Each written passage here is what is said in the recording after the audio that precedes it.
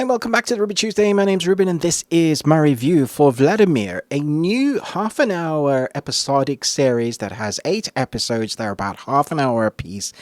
And have you ever watched a series where you feel a little dirty after having watched it and you're like, I'm not sure how I feel about it, but I think I might need a shower? That's kind of what you will get while watching this. Let's jump in and discuss whether this is for you. A woman's life spirals as she develops an obsession with an alluring coworker.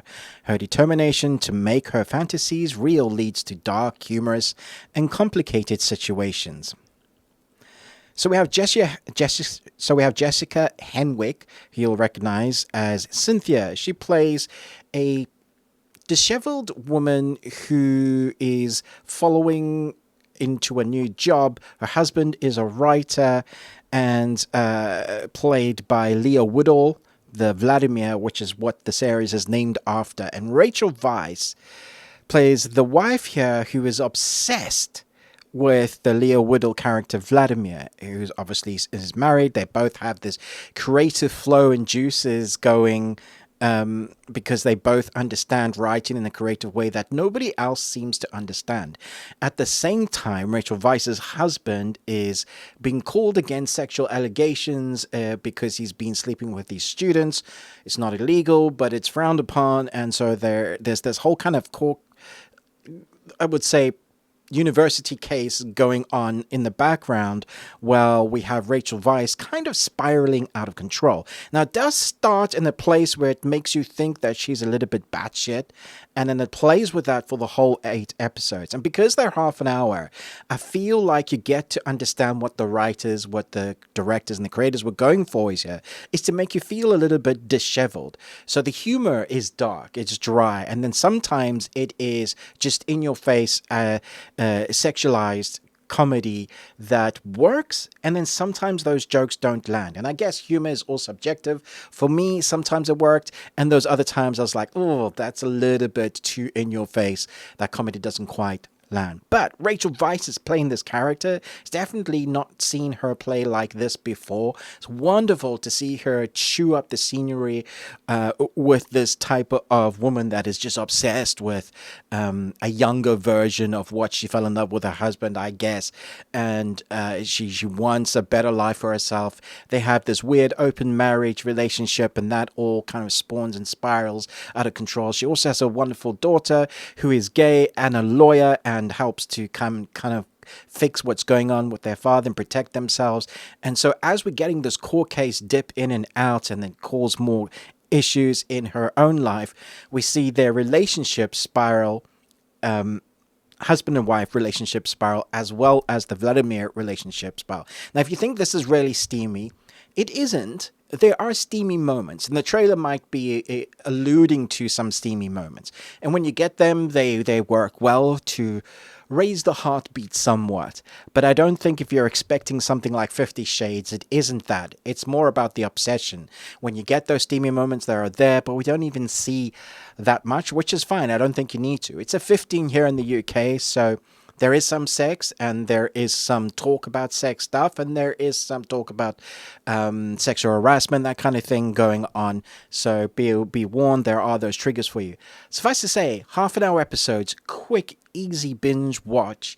You might not want to watch it all together because it does make you feel like, oh, she's so weird. It's hard to root for any of the characters because they're all really broken. And at times you're just thinking, man, you guys are just digging your own graves. The more wrong decisions you make, the crazier you guys seem. And it's hard to relate to people who have so much disposable income, well, at least from my perspective, that their biggest issues and worries is that they're wondering how they're going to get away with having an affair, or what their husband is betting next and how they're going to deal with that. So, I mean, it is outlandish soap comedy sort of drama with things that land mostly. So you can see where I was going, yeah, I sort of enjoyed this, but I'm not sure I would ever go back to it.